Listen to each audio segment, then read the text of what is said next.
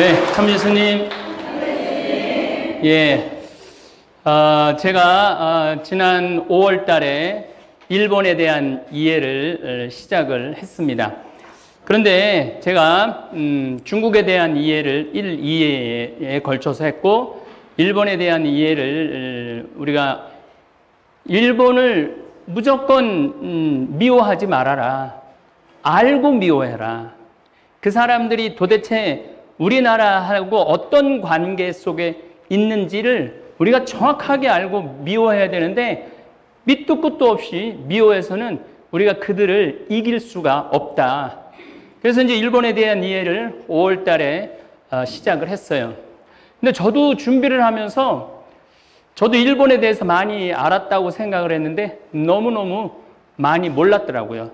그래서 원래 4회에 걸쳐서 강의를 하려고 그랬는데 벌써 11회가 됐어요. 11회가.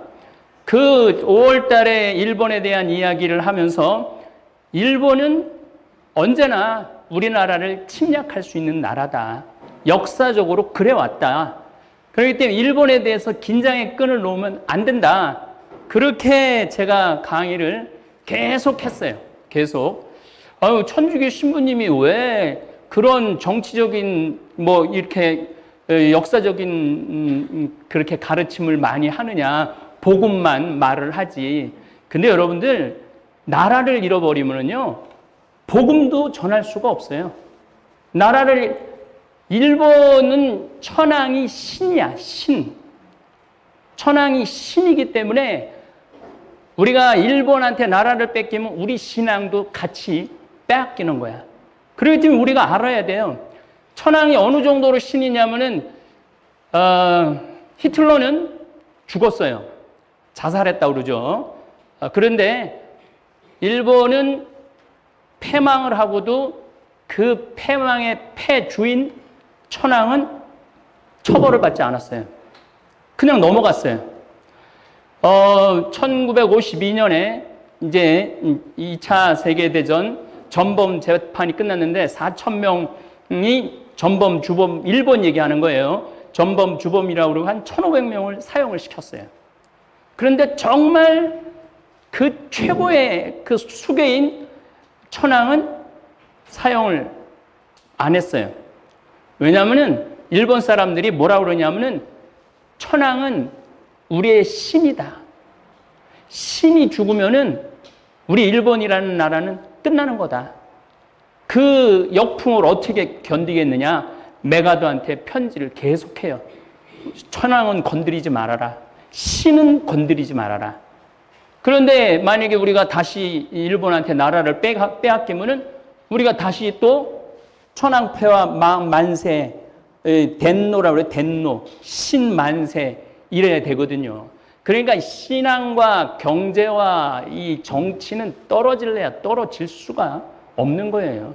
그게 다 이어져 있는 거예요. 그래서 우리가 그런 것들을 다 이해하고 그런 것들을 끌고 나가야 돼. 사실은 2차 세계대전 때 독일 가톨릭이 히틀러에 많이 협조를 해요. 그래서 얼마나 지금까지도 그 책임, 그 비난을 아직도 받고 있어요. 또 일제 36년 동안 우리 가톨릭 신부들이, 프랑스 신부들이 독립운동 못하게 해요. 그냥 식민생활 하라고. 그런 모든 것들이 우리하고 연관되어 있는 거죠. 그래서 어쨌거나 하여튼 지금 제가 이제 아프리카 갔다 오고 어쩌고저쩌고 지금 한 달 반 정도 이 나라를 비운 사이에 무슨 아베가 7월 1일 날 수출 규제하고 그 다음에 또 그 사이에 또 화이트 리스트에서 제외를 하고 그런 일들이 벌어졌더라고. 내가 이럴 줄 알았어요. 아니 미리 느낌이 있었어요. 지금 일본은 굉장히 경제적으로 정치적으로 위험해요. 일본이라는 나라가. 항상 자기네들이 위험할 때 누구를 밟아야지 자기네들이 정권을 유지하느냐면은 한반도를 밟아야 되거든. 근데 그 시기가 왔다라는 게 느낌이 왔어요. 나만 온 게 아니라 조금 공부를 한 사람들은 그 느낌을 알아요. 일본이 이제 시비를 걸겠구나. 지금 사실은 많은 국민들이 지금 총알이 왔다 갔다 안 하고 미사일이 왔다 갔다 안 해서 그런지 전쟁은 이미 시작됐다. 예, 그래서 우리는 지금 어떤 마음으로 일본을 상대해야 되느냐면 전쟁의 상태로 일본을 대해야 돼. 며칠 전에 오사카의 삼선한 의원이 그랬다고 그러잖아요. 독도를 전쟁을 해서 뺏어 와야 된다고. 그게 정치인의 입에서 공공연히 나올 정도니까, 근데 그 강도를 우리나라 국민들이 못 느껴요. 우리나라 국민들이 그 강도를 못 느껴요. 그러니까 일본 애들의 그 정치인들, 특히 구구 정치인들의 이 생각, 깊은 생각을 이거 읽어내야지 우리가 거기에 맞게 대응을 하는데 그걸 못 읽어내요. 예. 이 징용에 대해서 개별 보상하라고 그러니까 절대 보상하지 못하겠다고. 또 2009년에는 그럼 우리가 보상해 주겠다 그러면서 99엔으로 보상해 준다고. 그렇게 믿지 99엔이면 1,000원이야, 1,000원. 그렇게 모독적으로 우리를 대하는 거예요, 일본 사람들이. 근데 이번에는 제대로 보상을 해라. 그러니까 니네들 왜 서로 약속을 어기느냐. 니네들 약속을 어기는 나라니까 니네들 수출하지 않겠다. 이건 사실은 꼬투리야. 자기네들 지금 어려운 정치, 경제 상황을 지금 극복하려면은 한국하고 전쟁 상태, 준전쟁 상태에 들어가야만이 일본이라는 나라를 하나로 묶고 자기네들의 그 어려움을 극복할 수 있는 거예요. 넘겨보세요. 이 버나드 쇼의 그 묘비명에 이렇게 써 있다고 그랬잖아요. 우물쭈물하다 내가 이럴 줄 알았다.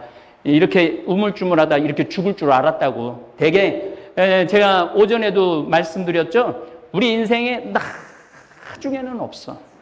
우물쭈물하다가 바로 뭐가 다가오느냐면 죽음이라는 것이 바로 다가올 수 있어.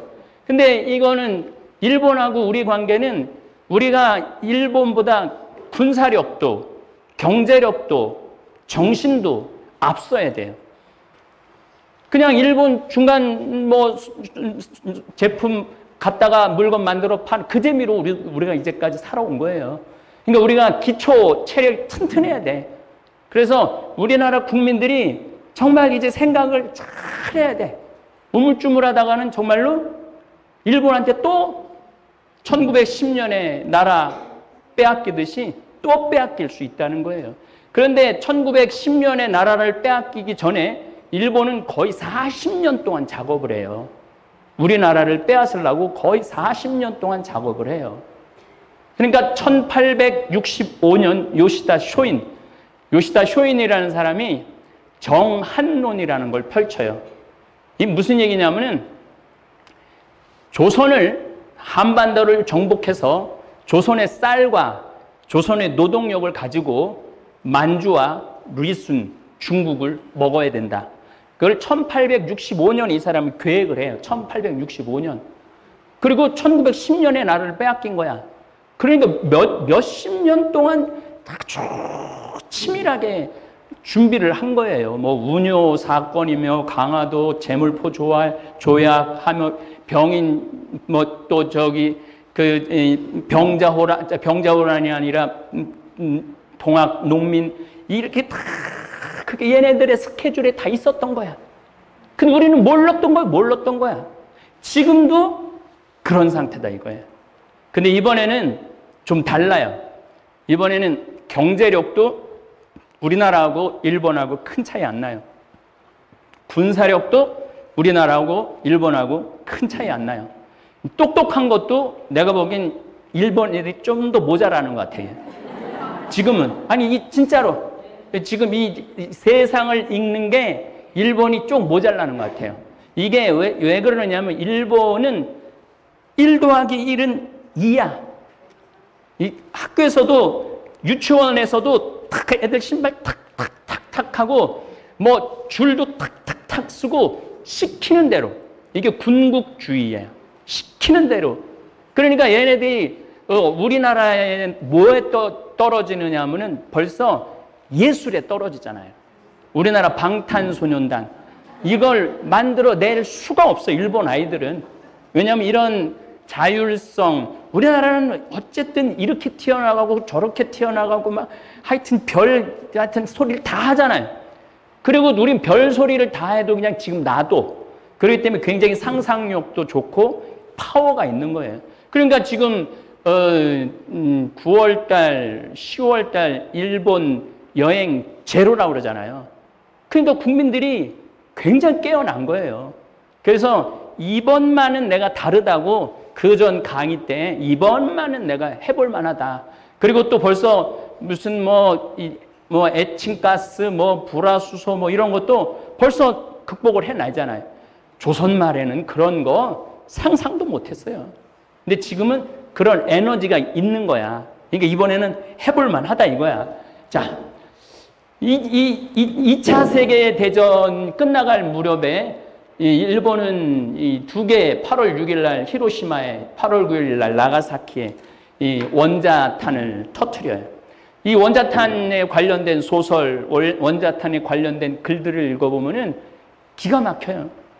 정말 터지는 순간 그 빛이 사람들이 너무 아름다웠대. 그 빛이. 그 나가사키 사람들, 히로시마 사람들 그랬다는 거야. 빛이 너무 아름다운데 갑자기 그 열기에 다 숯덩어리가 돼버린 거예요. 다 죽어버린 거예요. 숯덩어리가. 그리고 그거 끝나고 난 다음에 또 10만 명이 방사능 오염으로 또 죽죠. 그래서 총 30만 명이 죽어요. 히로시마에 처음 떨어졌을 때 9만 명에서 16만 6천 명이 죽어요. 나가사키는 8만 명이 죽고 나중에는 한 10만 명이 방사능 오염으로 죽죠.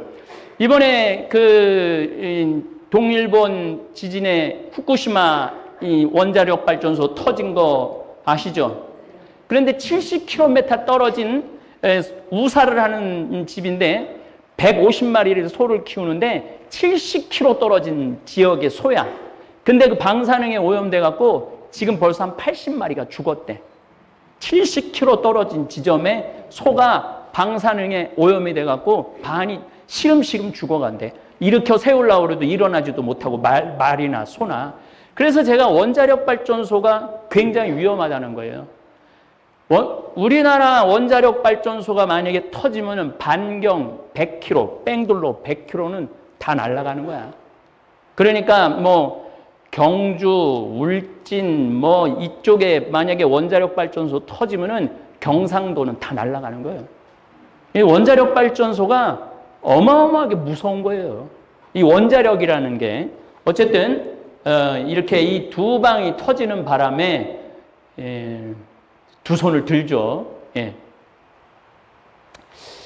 우리가 제가 지난 10회 때는 1910년서부터 1945년까지 일본이 우리나라를 착취해 나간 거, 그 경제적인 거, 쌀, 나무, 석탄, 뭐 나무라고 지금 말하는 건데 수백 년 된 어마어마한 나무들이 다 나간 거예요. 두만강에. 그러고 난 다음에 이 텅스텐, 중석, 특히 금 엄청나게 다 하여튼 35년 동안 뺏어갈 건 다 뺏어갔어. 이젠 하다못해 쌀이 아니라 이제 사람까지 마지막에 1945년, 38년서부터 사람을 끌고 가요. 사람을 끌고 가는 걸 징용이라고 그래. 일제강점기에 일본이 조선인들을 강제로 동용하는 방식이 3개가 있어요. 학도병으로 끌고 가고 일본군과 군몬, 강제. 그러니까 전쟁하면 막 총알 날르고 막 이러는 거 있잖아요. 처음에는 총 같은 걸 안 줬죠. 왜냐하면 돌아서서 쏠 수 있잖아요. 마지막에는 총알바지 앞에 총알바지 노루까지 해서 최소한 20만 명을 그렇게 군 전쟁으로 끌고 간 게 20만 명이야. 예, 넘겨보세요. 이거는 이제 요즘 뭐 군무동가 그 영화도 있고 요즘 나오는 그 징용 얘기예요. 강제로 노역을 시킨 강제징용이야. 침략전쟁에 필요한 군수 기지 건설, 무기 제조와 석탄 채굴 등 강제로 끌고 간 숫자는 40만 명 정도 되는 거예요. 그러니까 징용이 한 3가지 의미가 있거든요. 군대 현장에 끌려간 거, 아니면 탄광촌에 끌려간 거. 3번째, 세 번째는 마지막 1944년경부터 아주 집요하게 시작됐던 거예요. 일본군 선노예 생활을 강요당한 일본군 위안부, 조선인 젊은 여성들을 온갖 속임수와 심지어 강제로 납치까지 끌고 가 최소 10만 명의 우리나라에 정말 딸들을 끌고 가갖고 하루에 뭐 20명, 30명까지 상대하게 한, 이게 바로 우리가 지금 세 가지 쟁점을 우리가 하는 거예요. 10만 명이 끌려가죠. 그래서 그냥 우리 보상해야 된다. 이거는 돈의 문제가 아니야. 그 사람들이 잘못했기 때문에 잘못한 것에 대한 사과를 시켜야 돼요. 근데 이 사과를 안 한다는 건 보상을 안 하는 거거든. 예. 어쨌든 이제 2차 세계대전 막 끝나갈 1945년 6개월 동안 미국은 67개 도시를, 일본의 67개 도시를 융단 폭격을 해버려요. 그러니까 그냥 일본의 도쿄에 이렇게 전쟁 끝나고 보는 남아있는 집이, 서 있는 집이 없는 거야. 4채 중에 3채는 다 부서진 거야. 천황폐하 만세, 뭐 결세, 항전을 부르짖다가 결국 일본 왕이 항복을 선언하죠. 일본을 거의 신석기 시대로 만들었다고 그래요. 하도 폭탄을 쏟아부어갖고. 그러니까 이 2차 세계대전 마지막에 만들어 놓은 폭탄은 여기다 다 쏟아본 거야.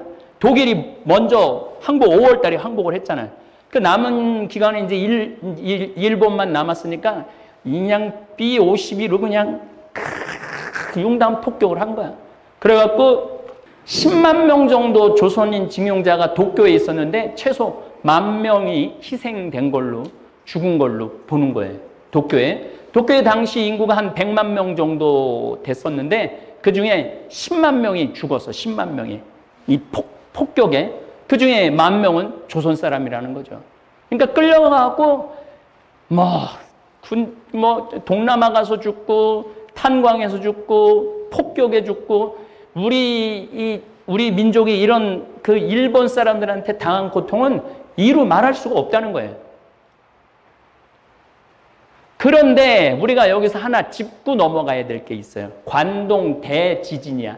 1923년 9월 1일 날 오전 11시 58분에 7.9의 강진이 관동, 그러니까 도쿄 지방, 지금 우리나라 쪽으로 보면은 서쪽을 관서, 얘네들 동쪽 관동, 지난번에 그 후쿠시마 지진도 관동, 이 관동에 7.9 지진이 발생을 해요. 그래갖고 순식간에 10만 명이 죽어. 순식간에 10만 명이 죽는데 11시 58분에 지진이 일어나니까 이게 뭐 할 때냐면 밥할 때야. 밥할 때 지진이 일어나갖고 온 도쿄가 불이 다 나버려. 그게 흔들리면서. 그리고 화학공장 뭐 이런 게 많으니까 탁 불이 타는 거야. 그러니까 온 도쿄 관동 지방에 불이 다 나는 거예요. 그런데 이때 당시 이 일본 사람들이 정부에 불만이 많았어. 전쟁한다고 쌀 배급도 조금 나오고, 그러니까 거기다가 지진까지 일어나니까 얼마나 화가 나. 그런데 이걸 이 총리 쪽에서 파악을 하고 얘네들의 이 분노를 조선인한테 돌려야 되겠다. 그래갖고 뭐라고 소문을 퍼뜨리느냐 하면은 지금 막 불나고 이러는 거 다 조선인들이 다 불지르는 거다. 그리고 이 수돗물에 독극물 타고 있다 지금. 그래갖고 이 자경단이라는 거를 구성을 해갖고 이때부터 화가 나는데 어디다 풀어야 되는데, 원래는 정부에다 풀어야 되는데 일본 정부에다 풀어야 되는데 조선인들한테 풀기 시작한 거야. 그래서 조선인들을 잡아 죽이기 시작을 하는 거야. 거기다 또 계엄령을 선포를 해요. 계엄령을 선포하면서 군인들이 어떻게 하면 아예 조선인들을 잡아들여갖고 막 분노해갖고 막 눈이 빨개갖고 죽창 들고 뛰어다니는 자경단한테 내줘. 그래갖고 한 번에 200명씩 300명씩 죽이는 거예요, 조선인들을. 그래갖고 조선인들이 우리나라가 가서 조사한 게 6,661명이 그때 죽어요. 이거 정말 다시 스타일로 조사한 거 읽어보면은요, 기도 안 차요. 막 죽창으로 찔러 죽이고, 총으로 쏴 죽이고, 밀어뜨려 강에 쓸어서 죽이고. 근데 독일이 마지막으로 다시 조사를 해봤는데 독일에서 조사한 거는 23,058명이 죽었다는 거예요. 이 관동 대지진 때. 그래서 학살 장소와 시신이 확인된 경우가 8,200명, 시신만 확인된 경우가 7,800명, 학살 장소와 시신이 미확인된 경우가 3,000명, 경찰에 학살된 경우 570명, 일본 군인한테도 많이 죽어 3,100명. 이래갖고 23,000명이나 그러니까 그 지진 난 게 우리 잘못도 아닌데 조선인한테 죄를 뒤집어 씌워갖고 죽인 게 관동 대학살이에요. 그래서 우리가 이런 역사적인 사실들을 알아야 돼요. 네.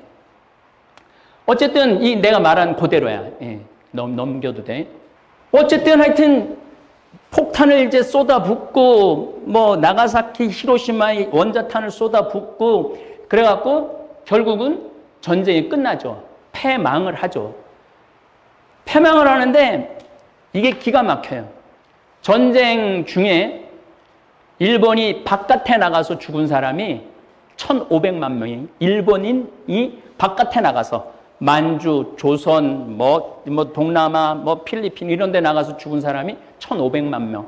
그 다음에 자국 안에서 죽은 민간인하고 군인이 250만 명. 그러니까 어마어마하게 자기 일본 사람들도 죽은 거야. 인구가 뭐 식민지까지 합치면 9,300만 명이고 자기네들은 한 6천만 명 정도 됐는데 그중에 1,500만 명, 1,700만 명이 죽었으니까 인구가 한 3천만 명 안짝으로밖에 안 남은 거야. 그러니까 그냥 자기네들도 아시아를 괴롭혔지만 일본 사람들도 어마어마하게 죽은 거야. 그런데 전쟁이 끝났으니까 다시 돌아와야 되잖아요. 돌아온 사람 600만 명이 돌아와요. 집으로. 1945년에 600만 명이 집으로 돌아와서 갑자기 뭐가 되느냐면 실업자가 돼. 600만 명이 전쟁이 끝났으니까 할 일이 없고 더 이상 착취를 못하니까 600만 명이 실업자가 되는 거예요. 내가 그래서 거지나라라고 해요. 거지나라. 1945년부터 일본은 거지나라가 돼요. 근데 또 이 1945년에 대흉년이 들어. 대흉년이 들어갖고 아주 너무너무 고통스럽게 살아요. 그 다음에는 또 태풍이 와갖고 그 다음에는 너무너무 하여튼 그래서 길에서 굶어 죽는 거지들이 일본에 그렇게 많았다는 거예요. 그리고 메가더가 공장을 못 돌리게 해요. 니네들은 농사만 져야 된다. 군인도 못 만들게 하고 아무것도 못 만들게. 전기도 못 돌려. 그러고 오죽하면 총리가 사령한테 우리 전기 돌리게 석유 좀 사게 좀 해달라고 그럴 정도로 나라가 완전히 생거지가 돼. 생거지가 되는데 이게 참 기가 막히게 1950년 6월 25일 날 6.25 전쟁이 터져버려요. 요시다 시게루라고 총리가 뭐라 그러냐면은 천우신조라고 그래. 하늘이 돕고 신이 돕는다고. 왜냐하면은 아무것도 못 돌리게 하는데 무슨 전쟁을 해야 되는데 병참 기지가 있어야 될 거 아니야. 그러니까 지금 요코하마 이런 데서 도요타, 미쓰비시 이런 데서 전부 다 군수용 차량 만들고 차 저기 막 고장 나갖고 일본으로 가면 싹 고쳐서 보내고 무기 고쳐서 보내고 그 다음에 하다못해 이 군복, 휴지까지 다 만드는 거야. 그러니까 올 수독됐던 공장이 풀로 가동을 하는 거야. 3년 동안 풀로 가동을 하는 거야. 그러니까 완전히 뭐 쌀이고 뭐고 먹을 게 어마어마하게 들어오는 거예요. 그리고 그때 인분으로 농사를 졌던 시절이거든요. 근데 미군들은 저기 뭐 오염되는 거 먹기 싫다고 뭐를 하느냐면 화학 비료를 쓰기 시작해요. 그러니까 아시아에서 최초로 화학 비료를 사용한 농법을 쓰게 만드는 거예요. 6.25 전쟁이 일본을 그래갖고 그때 일본은요 6.25 전쟁 때 벌써 비닐하우스를 시작을 해요. 비닐하우스를. 그러니까 일본은 우리나라가 없었으면은 계속 거지였는데 6.25 전쟁이 터지는 바람에 나라가 일어서 이때 들어온 달러가 3억 1,500만 달러를 벌어요. 일본 사람들이. 그때 돈으로 3억 1,500만 달러를 벌어. 아마 지금 돈으로 따진다면은 내가 보기에는 1,000억 달러 정도 될 거예요. 1,000억 달러. 예, 지금 그 정도를 3년에, 그러니까 1년에 경제성장을 14%, 경제성장이 0%였는데 14%, 36% 이렇게 경제성장을 하는 거야. 그렇게 전쟁이 끝나면서 중공업으로 일본은 나가면서 바로 선진국이 돼버려요. 완전히 패망하고 거지가 됐던 나라가 우리나라 때문에 일어선 거야. 그러면은 36년 동안 나라를 빼앗고, 36년 동안 나라를 빼앗고, 모든 걸 다 착취해가고, 6.25 전쟁 3년 동안 우리 남북한이 서로 죽이는 순간에는 일본 사람들은 뒤에서 뭐를 한 거야? 떼돈을 버는 거예요. 전쟁 덕분에. 그러면은 인간이라면 정말로 너희들 때문에 고마워서 우리가 이렇게 일어섰다. 너희들도 우리가 그동안 36년 동안 괴롭히고 또 전쟁 때문에 우리가 이 덕을 했으니까 너희들 위해서 정말로 정말 사과를 하고 용서를 청하고 너희들도 잘 살 수 있도록 우리가 도와주마. 이래야 되는데 이 일본 사람들은 이런 거 자체가 없어요. 넘겨봐요. 메가더는 어쩔 수 없이 병참 기지로 이게 3억 1,500달러에 넘겨보세요. 그래서 저는 묻고 싶어요. 뭘 묻고 싶으냐면은 그래도 우리가 일본 사람들 때문에 이만큼 먹고 살게 됐다고 말하는 사람들한테 묻고 싶어요. 뭘 묻고 싶으냐면은 36년 동안 쌀 뺏기고 사람 뺏기고 징용으로 끌려가고 이 징용의 숫자가 왔다 갔다 해요. 정확한 통계가 없어서 100만 명에서 한 400만 명, 심하게는 700만 명까지 잡아요. 그렇게 많은 사람이 끌려가고 그리고 우리 조선의 이 딸들이 끌려가고 성노예가 되고 그리고 또 관동 대지진 때 일본에서 산다는 이유 하나로 그 많은 사람들이 희생되고 그렇게 고통받고 착취받았는데 그래도 우리가 일본 때문에 잘 산다는 생각을 하는 이 사람들은 아직도 역사에 대해서 질문하지 않는 사람들이에요. 역사에 대해서 묻지 않는 사람들이에요. 그래서 제가 여러분들한테 늘 강조하는 게 그 얘기예요. 뭘 강조하느냐면 이 역사를 제대로 알아야만이 일본하고 제대로 대화할 수 있고 제대로 대처할 수 있다는 거예요. 그래서 여러분들 정말 일본에 대한 이해에 대해서 이제 내가 다음 시간에는 65년 한일 협정에 대한 그건 원문만 읽어봐도 피가 다 토해요. 원문만 읽어봐도 얼마나 우리가 치욕적인 계약을 했는가. 그리고 그 다음에는 일본이 1985년에 미국의 플라자 호텔이라는 곳에서 합의를 봐요. 돈을 너무 많이 벌고 미국을 따라가니까 미국이 그러니까 금리를 인상을 해요.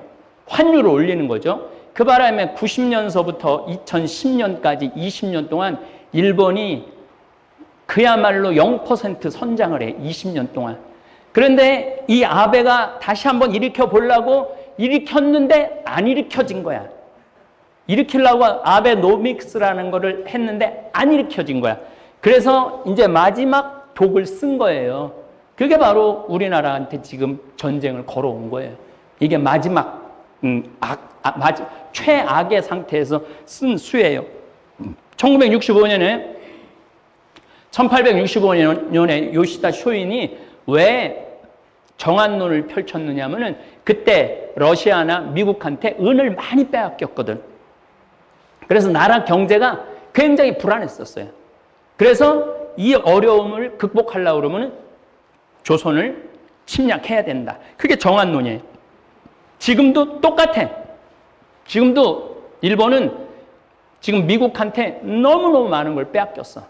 너무나 많은 걸 빼앗겼기 때문에 이거 지금 우리가 지금 빼앗긴 이 경제적인 이 빼앗김을 보충하기 위해서는 정한론을 해야 된다. 그래갖고 걸어온 게 지금 지난 7월 1일에 이제 시작된 거예요. 그래서 우리 국민들이 이렇게 알아야 돼. 예. 그리고 제가 아까도 말씀드렸지만 저는 우리나라가 정말 행복한 나라가 되려면 어떻게 해야 되느냐. 학원을 없애야 돼요. 학원을 없애야 돼요. 학원 때문에 애들이 건강한 정신을 못 가져요. 그러니까 지금 왜 애들을 안 낳느냐 하면은 지금 30대, 40대 애들이 왜 애들을 안 낳느냐 하면은 자기 어린 시절을 생각해보면 행복했던 순간이 하나도 없거든. 계속 학원에서 시달리기만 했거든. 그러니까 내가 애를 낳아도 내 애도 그럴 거라 이거야. 그러니까 내 애를 뭐하러 고생을 시킬 거냐. 고생은 나로 끝난다는 거야. 그러니까 대한민국이 행복한 나라가 되려면 학원을 없애야 돼요. 학원을 없애야지 애를 많이 낳아.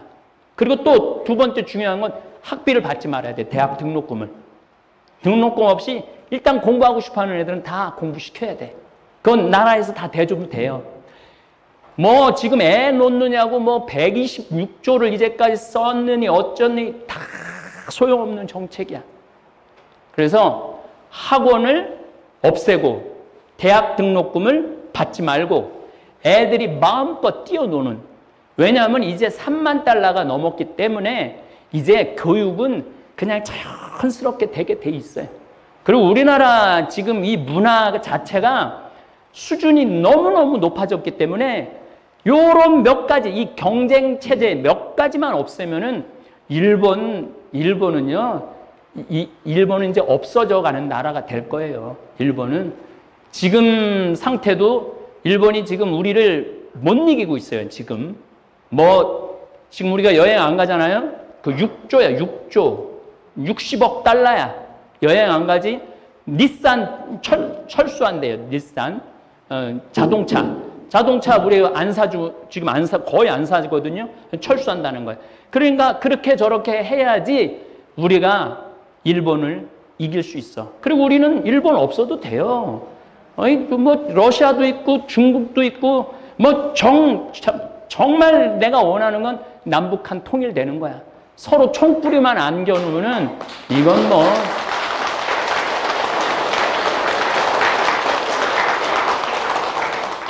그런데 우리가 통일되는 걸 원하는 나라가 하나도 없어요. 그게 안타까운 거야. 그것도 이제 여러분들이 그것도 이제 사실 여기 평창까지 피정 오시는 분들은 나는 오피니언 리더라고 생각을 해요. 여러분들이 정말 앞서 나가는 생각을 가지고 그런 눈으로 세상을 바라보고 또 이 나라의 주인공이 된다면은 저는 대한민국 참 좋은 나라예요. 내가 지금도 아프리카 한 달 갔다 왔지만은 정말 대한민국처럼 시스템이 잘 돼 있고 대한민국처럼 똑똑한 국민이 없어요. 내가 그 아프리카에서 물건을 사면은 계산하는데 10분을 계산을 해야 돼.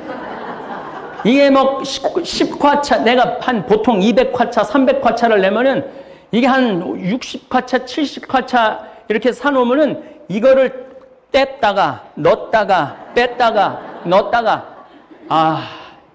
근데 사실은 아프리카만 그런 게 아니라 미국 사람들도 그래요. 우리나라 사람들처럼 착착착착착 탁 이렇게 이러는 민족이 없어. 이러는 민족이 진짜 똑똑하고 현명하고 지혜로운 민족인데 몇 가지만 이 경쟁 체제만 없애면은 학원 없애고 대학 등록금만 없애면은 내가 보기에는 애도 많이 나요. 그러면 행복하니까, 행복한 나라이니까. 그래요. 오늘 토요 특강은 이렇게 한 35분 정도로 짧게 끝내도록 하겠습니다. 감사합니다.